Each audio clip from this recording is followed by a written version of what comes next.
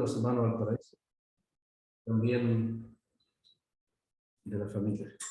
Quisiera invitarles a leer, como se había planificado, la carta de Pedro, el primer capítulo de Pedro, primera carta, epístola de Pedro.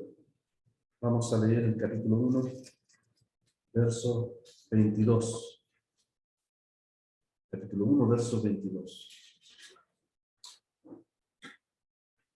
Dice la palabra del Señor: habiendo purificado vuestras almas por la obediencia a la verdad, mediante el Espíritu, para el amor fraternal no fingido, amaos unos a otros entrañablemente de corazón puro, siendo renacidos no de simiente corruptible, sino de incorruptible, por la palabra de Dios que vive y permanece para siempre. Porque toda carne es como hierba, y toda la gloria del hombre como flor de la hierba. La hierba se seca y la flor se cae, mas la palabra del Señor permanece para siempre. Y esta es la palabra que por el Evangelio os ha sido anunciada. Desechando pues toda malicia, todo engaño, hipocresía, envidias y todas las detracciones, desead como niños recién nacidos la leche espiritual no adulterada, para que por ella crezcáis para salvación, si es que habéis gustado la benignidad del Señor. Aquí nomás, hermanos, la palabra de Dios. Esta carta de Pedro, que fue dirigida para consolar los corazones de cristianos bajo prueba, bajo persecución, expatriados pero no sin patria, de una patria celestial, dispersos pero no esparramados, no a la suerte, no al viento, dispersos según la soberanía de Dios, según el control que el Señor tiene sobre cada vida. Como el agricultor, como el sembrador nos enseñó el Señor, lanzaba la semilla con propósito. Así también estos hermanos, de un momento a otro, las circunstancias fueron permitidas por el Señor para que ellos fuesen esparcidos a 5 provincias, como también hay 5 continentes. El testimonio de Dios ha ido a todos los continentes. Aquí son 5 provincias de Asia. El testimonio del Señor hay en los 5 continentes. Y seguro que hay cristianos probados bajo dificultades, creyentes bajo persecución, ¿por qué no decirlo? Recordaba el caso hace poco de un hermano de Inglaterra que, por no decirle, creo que de Irlanda, por no decirle, llamarle por su género femenino a una jovencita, lo metieron preso. El juez lo declaró preso por dañar, no sé si la reputación y esos conceptos que ellos tan extraños usan, porque él se llamaba a sí mismo como hombre, siendo que era mujer. Y ese profesor cristiano valiente le dijo claramente que él no podía llamarlo por lo que no era, sino por lo que efectivamente ella era. Así que, efectivamente, hermanos, en este tiempo modernos hay hermanos que sufren y padecen persecución por causa de su fe en Cristo, por causa de las convicciones que la palabra de Dios también nos concede. Estos hermanos expatriados o dispersos también era el caso de ellos. Por eso la carta es dirigida a ellos, a fin de consolarles, fortalecerles y llamarles a una vida de fidelidad al Señor, de sufrir como cristiano, llevando el ejemplo del Señor, quien también por su fidelidad, por ser un buen testigo, un fiel testigo, el perfecto testigo de la verdad de Dios, también padeció. 7 veces se cita los sufrimientos de Cristo en esta carta.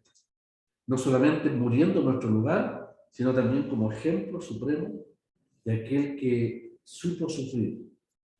Como dice la carta a los Hebreos, la contradicción de pecadores contra sí mismos, por una vida consecuente, por un testimonio también valiente. No es una redundancia del apóstol. Las 7 menciones de los sufrimientos de Cristo son el aliento para estos creyentes que sufren aquí en esta carta. partiendo del capítulo 1, verso 11, cuando el apóstol nos recuerda que los profetas del Antiguo Testamento anunciaron esos padecimientos de Cristo.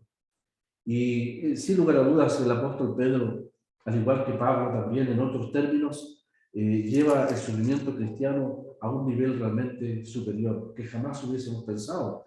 Por ejemplo, dice, si no gozaos, dice, gozaos por cuanto sois participantes de los padecimientos de Cristo, para que también en la revelación de su gloria os gocéis con gran alegría.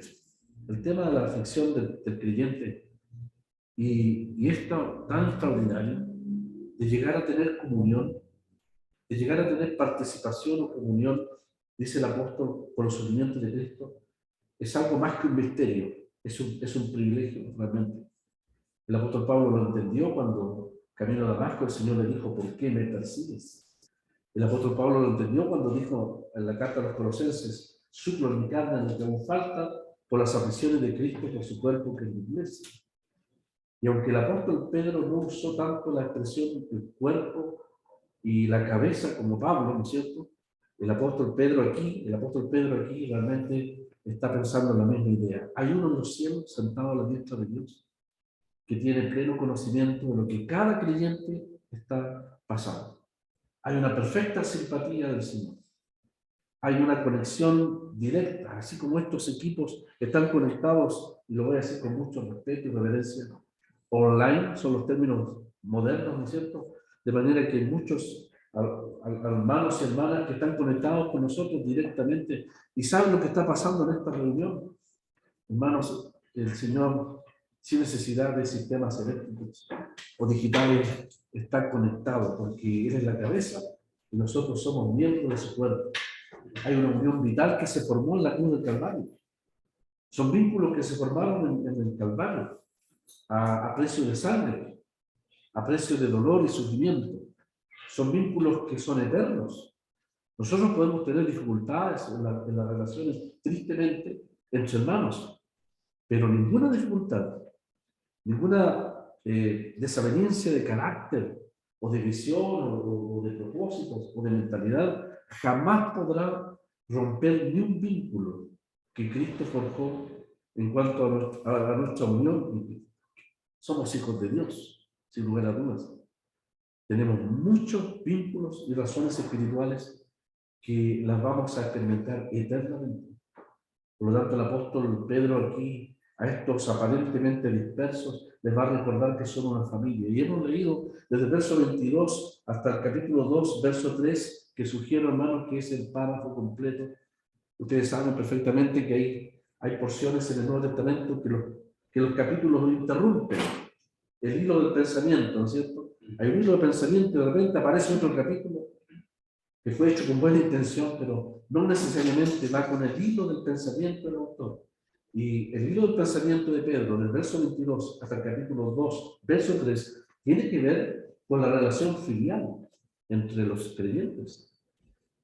El apóstol nos va a exhortar a la necesidad de recordar que la asamblea, donde quiera que esté, es una familia, que tiene un padre. Somos hijos de Dios por nacimiento y por adopción. Tenemos un Señor, tenemos uno que es el Hijo por excelencia, el primogénito de todos, eterno, no por creación, sino por eternidad. Lo era antes de su muerte, ahora mucho más. La relación del Señor con el Padre es una relación, me atrevo a decirlo, y sin temor a equivocarme, una relación muy distinta a la de antes de la cruz. Cuando Abraham subió al monte con Isaac, Isaac es el hijo obediente. ¿Dónde está el cordero? Dios se proveerá de cordero. Isaac entendió cuál era el propósito de Dios. Pero, ¿no les parece, hermanos, que el afecto, esa unión de propósito, ese amor entre padre e hijo, era absolutamente pleno a la vuelta del monte? Que Abraham vio un hijo obediente que se entrega. Y Isaac ve un padre que cumple los propósitos de Dios. Esos dos que fueron juntos y llegaron al monte, donde se ofreció virtualmente el sacrificio, descendiendo del monte, La unión entre padre e hijo era realmente impresionante. Por eso el Señor dijo, Padre, glorifícame con aquella gloria que tuve contigo antes que el mundo fuese.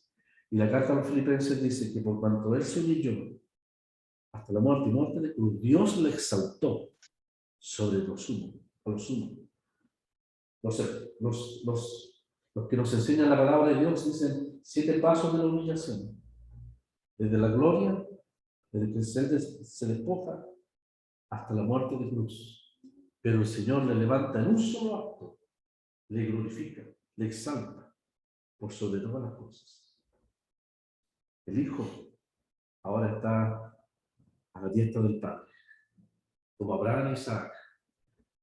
Terrenalmente muy pequeña quizás la figura, pero expresa la relación infinita, el eterno, la eterna complacencia de Dios con su Hijo amado, quien fue obediente hasta la muerte, cumplió el propósito. Y el Señor mismo le dice, siéntate a mi diestra hasta que ponga a tus enemigos por estrado de tus pies. Entonces hay un Hijo que glorificó al Padre. Y en esa glorificación nos asocia también a todos nosotros. Por lo tanto, somos hijos de Dios. Y un día compartiremos la gloria, compartiremos seguramente todas las riquezas realmente insondables que el Señor tiene, no solo un universo material, sino todo el universo espiritual y todo lo que significa el conocimiento de Dios por los siglos de los siglos. Estaremos en una casa que el Señor está preparando, con un Padre eterno, un Hijo eterno y una relación eterna. Somos familia. Por lo tanto, el apóstol aquí está elevando el concepto que ellos son en medio del sufrimiento para que no se olviden que son familia, que las dificultades o las pruebas no debieran llevarles a buscar lo suyo propio o a salvar su propia situación o a preocuparse de su propia seguridad. Lo que el apóstol está apelando aquí, y no solamente lo ha hecho con la santidad de los versos anteriores, sino que ahora les llama, les exhorta a renovar, a recordar la necesidad del amor fraternal y la necesidad también del amor divino, precisamente en tiempos de prueba. Una de las razones para congregarse es para provocarnos al amor, dice la Escritura, y en Hebreos capítulo 10. Mucho más sé que el día se acerca, dice la palabra. De manera entonces que el amor fraternal y el amor divino se puede experimentar no solamente por la oración a través de los unos con los otros, sino a través también de la comunión íntima entre los hermanos. Qué hermosa expresión usó nuestra hermana cuando dijo, hoy día vamos a tener comunión. Es un aspecto de la comunión, el sentarse a tomar un tecito o algo del Señor, compartir, y no solamente también de la palabra. Hay instancias de gozo y alegría que solamente podemos compartir los creyentes, porque tenemos aquellas cosas que nos unen, que son propias de los que hemos experimentado la salvación. El apóstol Pedro aquí procura, con la ayuda del Señor, de recordarles la necesidad, aquí en el verso 22 y 23, de 2 amores: el amor fraternal y el amor divino. Es las 3 razones por las cuales realmente la naturaleza, el carácter de salvado, el carácter de regenerado del creyente le lleva a la responsabilidad, ciertamente, de expresar y manifestar estos amores de los cuales la Escritura habla aquí. En el verso 22, les sugiero, hermanos, que en el verso 22 tenemos la razón de salvación, por la cual es necesario expresar el amor fraternal. Vamos a volver a leer. Dice, habiendo purificado vuestras almas por la obediencia a la verdad mediante el Espíritu, para el amor fraternal no fingido. Entonces, la primera razón para amarnos es el hecho de que el Señor, hay una razón de salvación, el Señor purificó nuestras almas para ese propósito. Hay algo que nos une, y es el hecho que hemos experimentado una misma purificación. Hemos experimentado una misma purificación, que fue hecha por el Espíritu Santo. Como instrumento también se usó la palabra de Dios, pero que tiene un objetivo. Dentro de los muchos resultados y frutos de la salvación, Aquí Pedro selecciona uno especial. Dice, vuestras almas fueron purificadas, limpiadas para el amor fraternal no fingido. No fingido. Nosotros hermanos, éramos realmente, la naturaleza humana, podríamos decirlo así, destruye las relaciones. Nosotros somos expertos en destruir las relaciones entre personas. Éramos en otro tiempo insensatos, rebeldes, extraviados, esclavos de concupiscencias y deleites diversos. Vivíamos en malicia, algunos más que otros. Algunos que se han convertido quizás más sanos pueden dar fe de lo que es la vida en el mundo, ¿no es cierto? Aquí hay hijos de creyentes, de jovencitos, algunos se convirtieron a temprana edad. Como don Carlos decía siempre, y perdónenme que lo repita, hermano, cuando teniendo 16 años, dijo, hermano, usted no sabe de cuántas cosas el Señor le está librando con haberle salvado joven. Pues la vida va demostrando la maldad del corazón humano. Dice la Escritura, vivíamos en malicia y envidia, aborrecibles, y nos aborrecíamos unos a otros. Conflictos personales, conflictos familiares, conflictos nacionales. Ahí está la guerra todavía, meses y meses. Son las pasiones que luchan en los corazones humanos. Encierra un grupo de seres humanos en una pieza y denle rienda suelta y va a ver cómo las relaciones se destruyen completamente. Pero haga lo que Dios ha hecho. Trate de hacer lo que Dios ha hecho, de traer personas como estas, salvarlas, en primer lugar lavando todos sus almas, purificando toda la maldad que era propia de nuestra vida pasada, y juntarnos, llamarnos por el Espíritu Santo a Cristo, como dice el texto, donde están 2 o 3 que han sido congregados a mi nombre. Ustedes no se pusieron de acuerdo para congregarse. Ninguno de nosotros, fue el Espíritu Santo, que aquí claramente el Evangelio fue usado por el Señor, lo dice en el primer capítulo. Fuimos salvos, fuimos congregados. Solo Dios, permítame decirlo, se da el lujo de poder reunir personas tan complicadas y difíciles, aborrecibles, mutuamente, viviendo en malicia y envidia. Los santifica, los purifica, los limpia, borra todo nuestro pasado en virtud de la sangre de Jesucristo. Dice, para el amor fraternal. Porque si algo destruye los más puros afectos, es la maldad del corazón humano, sucio, perverso, que busca su provecho, que busca ganancia, que busca beneficiarse de otros, que usa inclusive las más hermosas relaciones para su propio provecho. Eso es el corazón humano. Pero el Señor un día dice que Él purificó nuestras almas. Él hizo un lavamiento de nuevo, nos lavó completamente de nuevo. De manera que preparó el terreno de nuestro corazón, limpiando moral y espiritualmente, para poder expresar con material nuevo, si usted lo quiere, con un corazón limpio, el amor fraternal. Entonces, la primera razón para el amor fraternal es la razón de la purificación. Dios nos purificó para poder, desde ese momento de la experiencia de la salvación, de la limpieza, de la purificación, poder realmente expresar el amor fraternal. Que aquí el apóstol le llama no fingido. La segunda razón para el amor divino en este caso, porque fíjese que dice la mitad del texto 22, dice, amaos unos a otros entrañablemente de corazón puro, y lo vamos a leer así, habiendo sido renacidos. Entonces, el apóstol Pedro, liga el hecho del amor divino, el amor pleno de Dios, lo liga al gran milagro del nuevo nacimiento. Purificados para el amor fraternal, renacidos, dice el verso 23, no de simiente corruptible, sino por la palabra de Dios, para el amor divino, ante el cual el apóstol nos dice, amaos unos a otros entrañablemente de corazón puro. Entonces, la primera razón, purificación para el amor fraternal. Regeneración, nuevo nacimiento, para el amor entrañable. para el amor puro, porque fuimos renacidos para eso, dice el escritor. El verso 24 y 25 es un canto de alabanza, es como una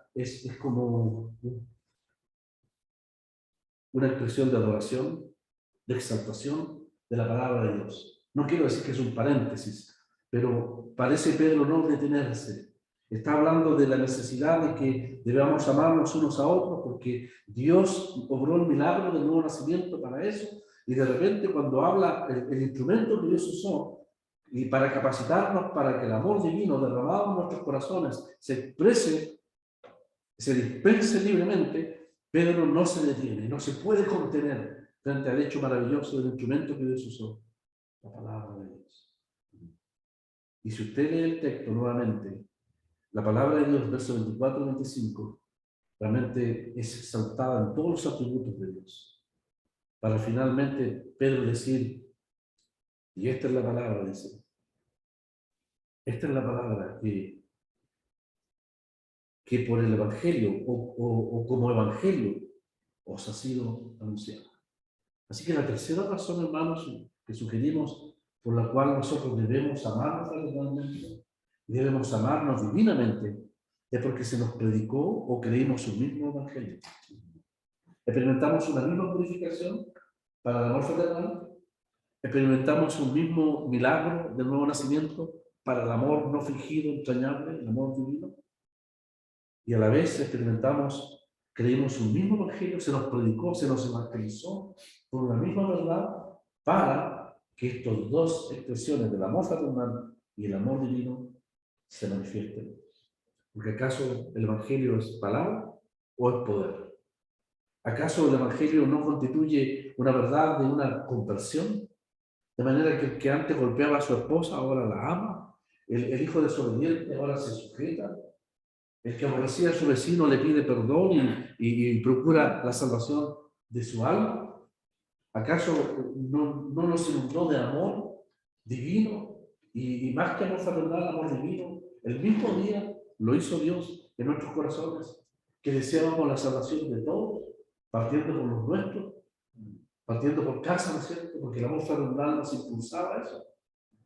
Deseábamos en la salvación de nuestros hermanos, de nuestros padres. Lo primero que hacíamos era orar por ellos. Y descubrimos que habían personas que también nos amaban. Cristianos.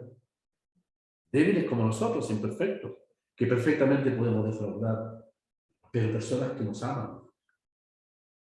Un amor que no se engaña a nadie. Usted nunca va a encontrar en el mundo. Hay que tener cuidado con eso. Porque el amor del mundo tiene un límite. Mientras no se trancen los principios morales y espirituales, el mundo puede congraciarse con usted, como Lot. Usted puede estar en medio del mundo, pero no más toque un asunto de valor. Y dirá, ¿quién es él? ¿Quién eres tú para ponernos límites o decirnos, eres el juez? Etcétera. Pero el amor cristiano o de cristianos, por débiles que sean, finalmente es un amor que Dios ha puesto en nuestros corazones. Y nosotros debemos realmente expresar ese amor. El apóstol hablará de aquellos obstáculos del amor en el capítulo 2, verso 1, a los cuales debemos recordar, tristemente tiene que recordarnos, que aunque fuimos purificados de aquellas maldades, todavía está en nosotros la capacidad, somos susceptibles por el viejo hombre que está en nosotros, de dejar que esas cosas broten como la mala hierba en el corazón, cuando hay que inmediatamente desarrollarlas, poner la echona o la máquina o lo que sea, que la saque de raíz, porque aquellas cosas son las que impiden la expresión del amor fraternal y el amor divino. Es una enorme responsabilidad. Dentro de todos los resultados de la salvación, Pedro nos dice que, habiendo sido purificados, un día sucedió que, por la fe en Cristo, dice, vuestras almas por la obediencia a la verdad, se nos predicó la verdad, se nos habló del amor de Dios, del amor de Cristo, la verdad bendita de la salvación. Y nosotros, por la obediencia a aquella verdad, obtuvimos el beneficio de la purificación. ¿Sabe usted, hermano, que hay millones de seres humanos buscando esa purificación? Israel la buscó. Dios le mostró el camino, por sombras, por símbolos. Lo que los sacerdotes tenían que ser limpios, santos, purificados, la sangre purificada, el tabernáculo, los vestimentas, toda la liturgia, si podemos usar la palabra, todo el culto levítico, era un solo propósito, un solo afán, lograr que el pecador miserable, eternamente separado de Dios, distante de Dios por su pecado, pueda acercarse delante de Dios. O en otras palabras, lograr que un Dios santo, como el Dios del Sinaí, pudiese morar en medio de un pueblo pecador. Dios puso todo el sistema levítico como un anticipo, imperfecto sí, o no completo, de lo que el Señor haría cuando Él vendría. Por eso la carta a los Hebreos dice, habiendo efectuado la purificación de nuestros pecados por medio de sí mismo, se sentó a la diestra de la majestad de la sabiduría. El autor a los Hebreos, que quiere hablar a los judíos, conocedores de todo el culto levítico, de entrada establece el gran propósito de la obra del Señor. Él realizó la purificación de nuestros pecados. Lo que siglos de culto levítico no logró, el sacrificio, la entrega de sí mismo, de la sangre del Señor, lo logró para nosotros. Miren las fotografías ahí. Eche una mirada ahí en el YouTube, en los videos históricos y vea millones de seres humanos yendo a un río más sucio que sus propios pecados, quizás, para lavarse. Y lo hacen sinceramente. Sinceramente, el río Ganges. Y recorren la gran India. Para algunos hombres de edad, la gran meta de su vida, el último viaje de su vida, es llegar a aquel río y bañarse en las aguas del Ganges y lograr, según él, la purificación de sus pecados. Nosotros sabemos que nunca lo van a lograr. El Islam, tratando de guardar sus leyes y sus oraciones para mantenerse dignos. ¿Y el judaísmo acaso no? Las sinagogas judías tienen piscinas. De manera que los judíos en sus labores se ensucian, según ellos, se contaminan y entran, se desvisten por unas batas especiales y se bañan. No puede haber sinagoga sin baño. Baño, ablución de llamarlo, baño ritual. Y salen, no se junta, nadie se puede cruzar. Cuando ellos van, se vuelven a vestir y abren la Torá, la ley, y empiezan a leer y a meditar. Entran los que están sucios y salen limpios, según ellos, buscando, anhelando la purificación. ¿Acaso el mundo evangélico no nos ha enseñado por ahí que el bautismo limpia pecados? A muchos de nosotros se nos echaron gotitas en la cabeza haciéndonos cristianos por una aparente purificación por el efecto o la virtud del agua. La religión, equivocada o no, tiene un concepto que necesita y que Dios da la respuesta en su palabra.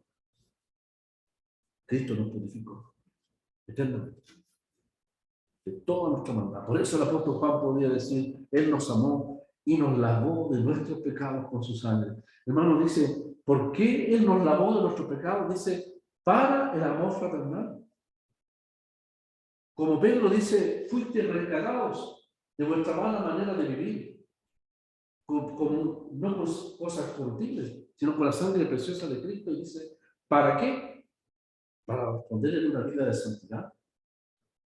¿Por qué debemos ser santos? Por el precio que se pagó. No se puede, el esclavo no se rescata para que vuelva a la esclavitud de antes, sino para que goce su libertad. El precio que pagó el Señor es infinitamente grande.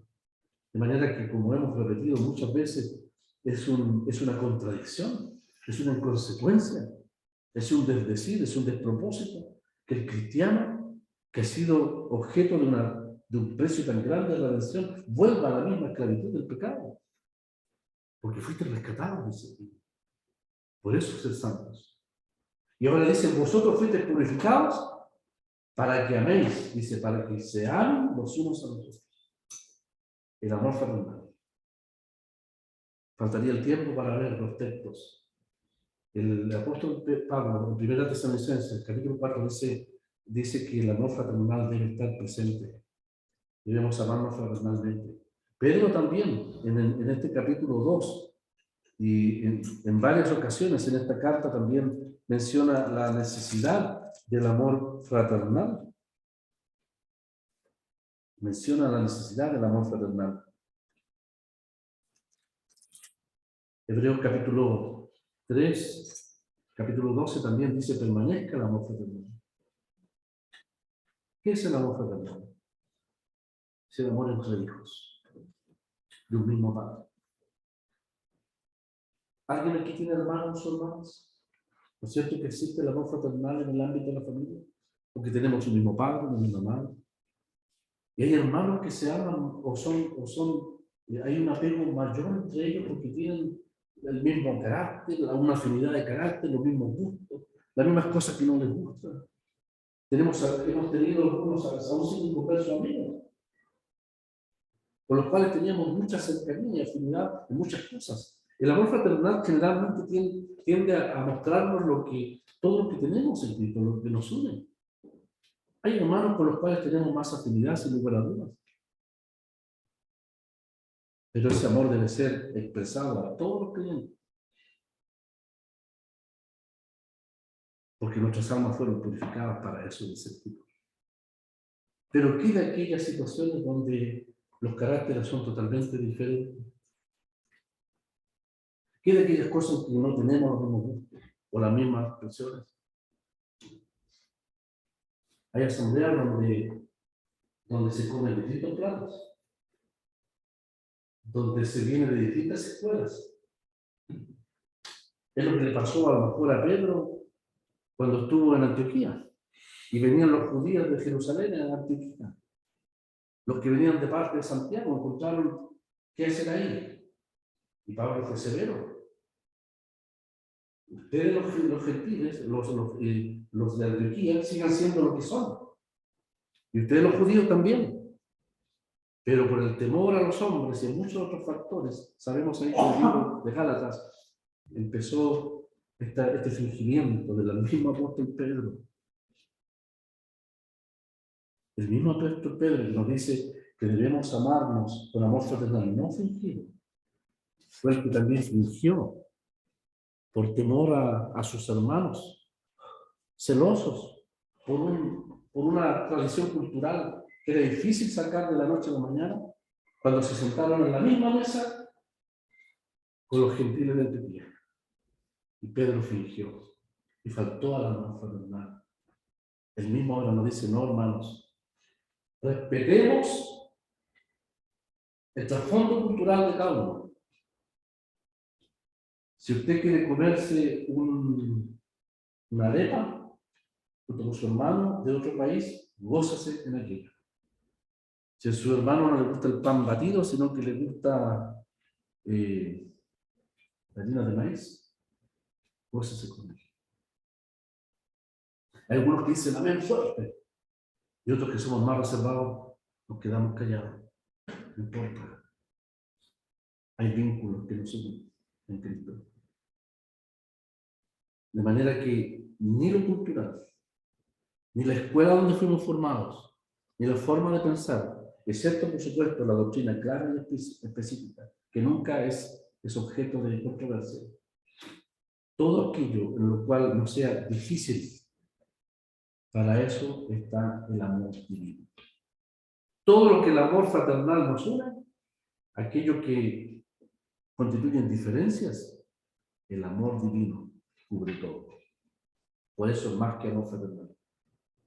El amor fraternal es aquel que se caracteriza, es todo lo que tenemos en el Señor y que nunca debe fallar. Son vínculos que deben mantenerse firmes, siempre enseñándose, siempre practicándose, siempre recordando todo lo que somos en el Señor. Pero las relaciones humanas, que son propias de nuestra naturaleza lamentablemente caída y débil, donde ocurren fricciones, dificultades, ahí está el amor divino para el cual el Señor nos regeneró, nos dio una nueva naturaleza en Cristo, que es capaz de amar lo imposible, de ser amado. Es un amor que no tiene límites, es un amor que está en el ámbito de lo sobrenatural. Alguien dijo una vez que para amar según Dios, el amor divino, ¿no es cierto?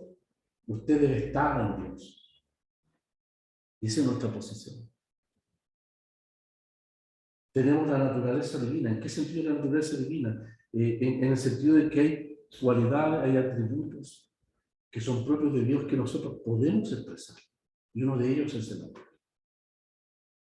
El amor sin límite, como se expresa la palabra de Dios. En esto se mostró el amor de Dios, dice el apóstol Juan. Esta es la expresión suprema del amor de Dios. Que Dios envió a su Hijo unigénito al mundo para que vivamos por Él. Y en esto consiste, dice el verso 10, es como que Juan nos dice, esta es la esencia del amor. No en que nosotros hayamos amado a Dios, sino en que Él nos amó a nosotros y envió a su Hijo en propiciación por nuestros pecados. Hermano, cuando yo leo este texto, permítame decir, yo veo los extremos de Dios. Porque por un lado veo el amor infinito de Dios, que no paró, no reparó, no, dice la palabra ahí en Romanos, que no perdonó ni a su propio Hijo, sino que lo entregó por todos nosotros. Fue tan grande el amor de Dios que envió a su Hijo, y está con mayúsculas, en toda su plenitud, la grandeza de su Hijo, el tesoro del cielo, el compañero eterno del Padre, según Juan 1:1, el compañero eterno del Padre, envió a su Hijo en propiciación por nuestros pecados. De manera que aquí tenemos por un lado el amor de Dios en Cristo hacia nosotros, y por otro lado la palabra propiciación me trae el recuerdo de la ira infinita de Dios, de la cólera divina, de la justicia de Dios, inflexible, tan dura e inflexible como las tablas del Sinaí, porque la justicia es así. La justicia nunca se va a ablandar ni quebrantar cuando se trata de la santidad de Dios. Pues la santidad, la justicia de Dios demandaba nuestra muerte. Muerte al pecador. Ese era yo, ese era usted. Muerte. Había una espada de condenación sobre nosotros. Había una ira que estaba a punto de reventar sobre nosotros. Una ira que nos pulverizaría para siempre, como Coré y Datán, como Sodoma y Gomorra, como los malvados y rebeldes del diluvio, que sucumbieron y como dice en la carta a los hebreos, Dios es fuego consumidor y horrenda cosa es caer en manos de Dios vivo. Esa era nuestra suerte. La propiciación demandaba que alguien pagara el precio. Había una ira que estaba contenida. Entonces, yo en este texto veo el amor de Dios y veo la culpabilidad total del pecador que éramos nosotros. Y Dios decidió amarnos. Y para solucionar el problema de su justicia que demandaba nuestra muerte, Él entregó a su propio Hijo. De manera que en la cruz del Calvario se ve la expresión maravillosa del amor de Dios que no paró hasta entregar a su Hijo. Y en la cruz del Calvario se vio todo el peso increíble, impresionante, de una ira que era sobre nosotros, que se descargó sobre la persona del Señor. A lo que yo voy es que Dios decidió amar lo que parecía imposible de amar. Decidió amar a personas que merecíamos todo lo contrario, no el amor, sino sucumbir bajo el peso de su ira. Era lo que merecíamos, ser aplastados por la grandeza del Dios omnipotente. Pero Él decidió amarnos, que Él nos amó en justicia. Entonces, Juan dice, amados, si Dios nos ha amado así, a ese extremo,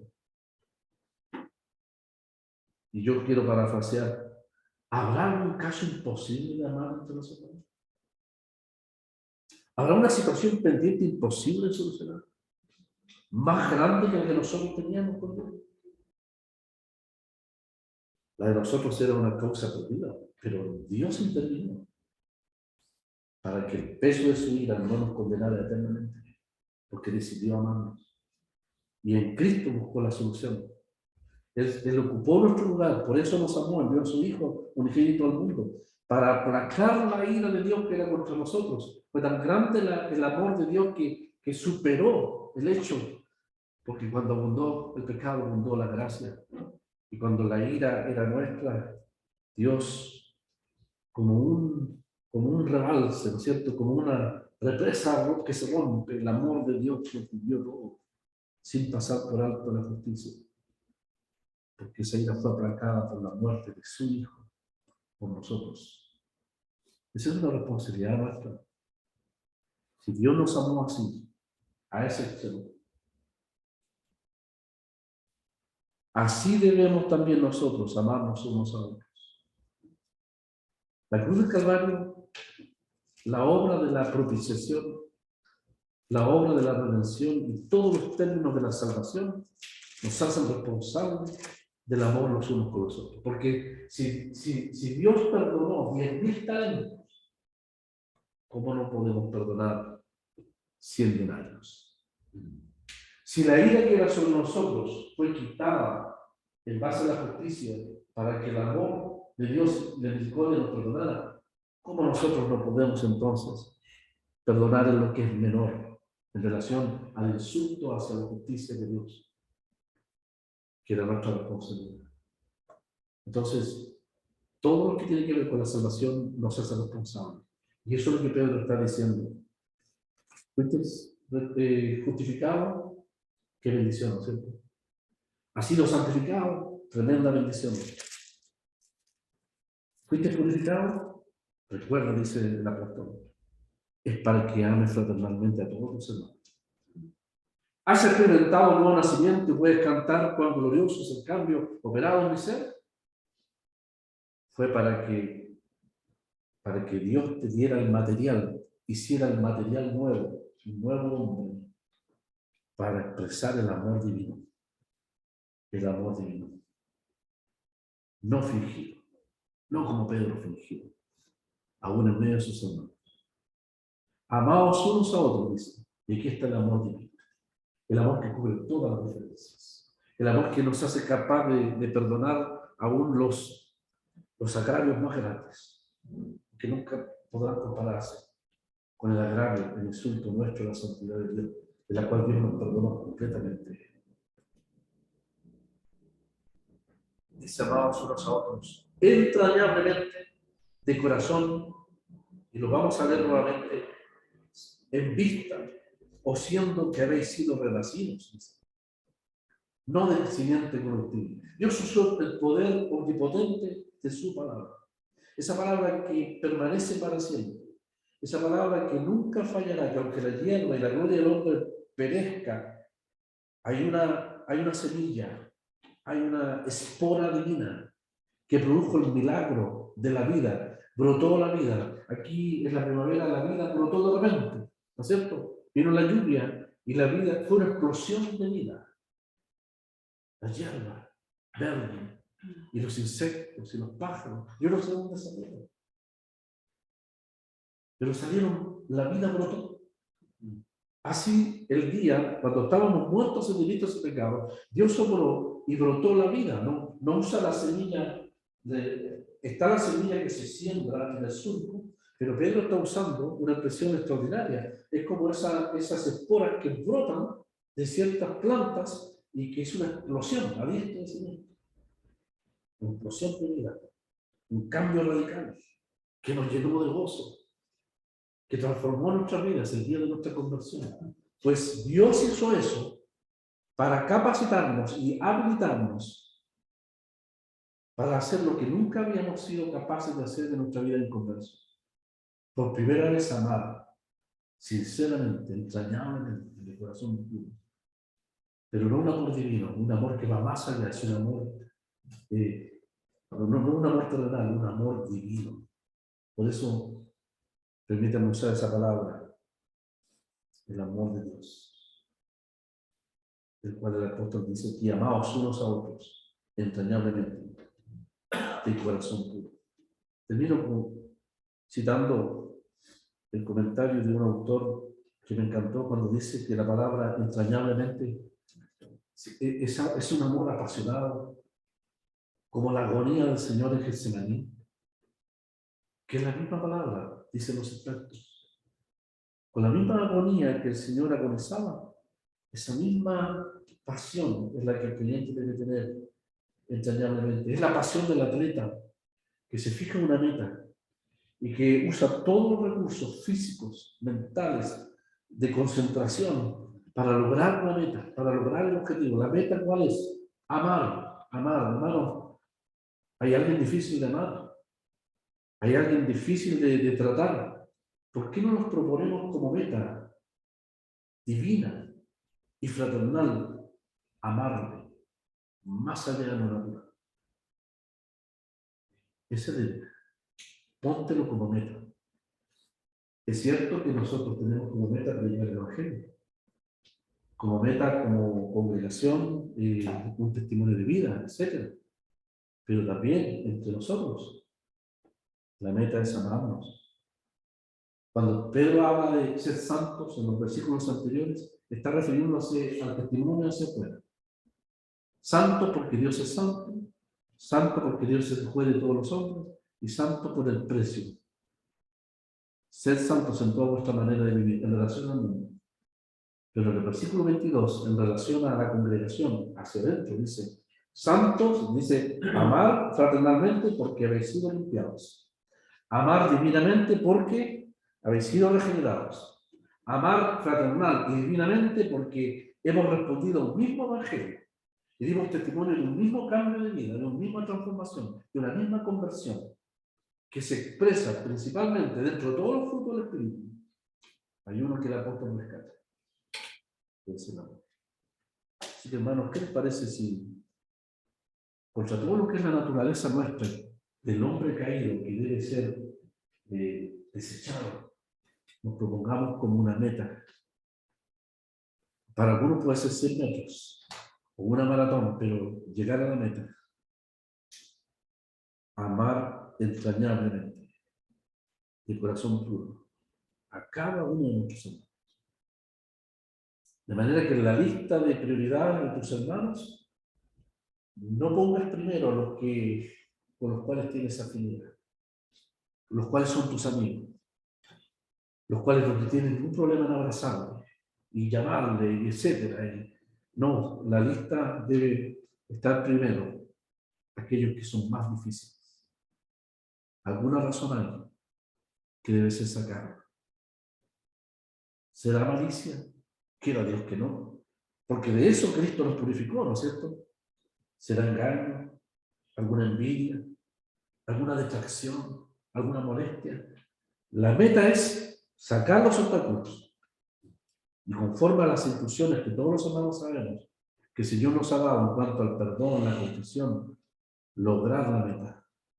Lograr la meta. Es como cuando Pablo le dice a los filipenses, que así entiendo el texto, ocupados en vuestra salvación, con temor y temblor. Que no es tanto el cultivar la vida cristiana, sino que la salvación ahí es el problema que había entre Bodia y Síntique.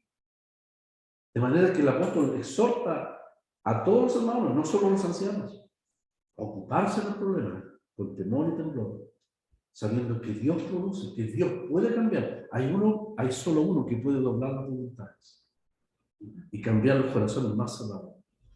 Pero si está la meta, delante del Señor, decirle, Señor, como meta quisiera expresar amor fraternal a este hermano o a esta hermana que me ha sido difícil o con el cual hay una situación pendiente. Y quisiera no solamente ser de una expresión diplomática. Ahí el Congreso, donde está Victoria, está lleno de diplomacia, lleno de fingimiento, lleno de urbanidad, lleno de gestos de urbanidad, pero hay detracción, hay odio, hay malicia, nadie da una puntada, nadie da un centímetro sin que pierda, ¿no es cierto? No, esa no es la vida que así éramos antes. Ahora no importa que la idea aquí es de entregarse plenamente. No importa que seamos defraudados. O como dice el apóstol Pablo, aunque amando más, seamos amados menos. El creyente ama plenamente. La respuesta la pone delante del Señor. La meta entonces es buscar la expresión del amor fraternal y el amor divino.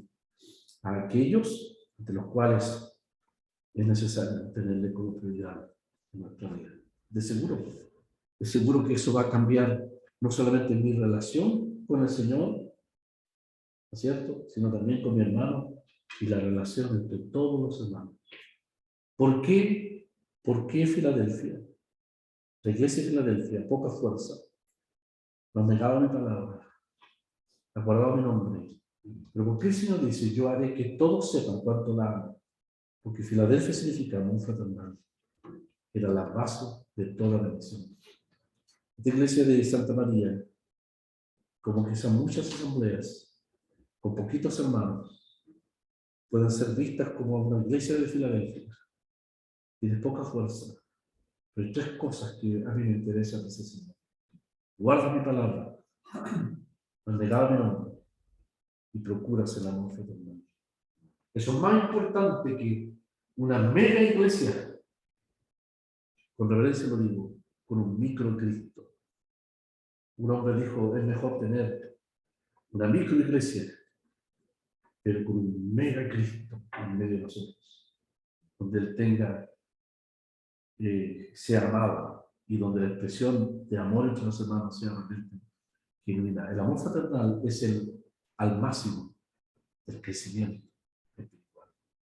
No tanto las capacidades, o la infraestructura, o la planificación, o la grandeza de la institucionalización, ¿no es cierto? No.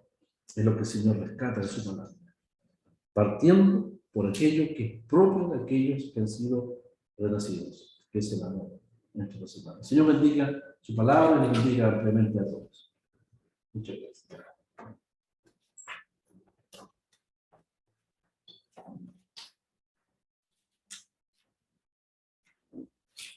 Bien, damos las gracias al hermano Rodolfo, contentos también de poder haber escuchado esta palabra y un propósito hermoso de poder amarnos unos a otros y que el Señor así nos bendiga. Vamos a orar para finalizar esta reunión. Padre nuestro, estamos agradecidos por las bendiciones, los cuidados que tú tienes para con nosotros. Gracias te damos, nuestro Padre amante, por tu palabra, porque tu palabra es viva y es eficaz. Y vemos, nuestro Padre celestial, de que nuestro Dios es aquel Dios grande, aquel que puede quebrantar los corazones y aquel que nos puede guiar y nos guía, nuestro Padre celestial, en santidad. Gracias te damos y queremos encomendarnos en tus manos ahora, en el nombre del Señor Jesucristo. Amén. Amén.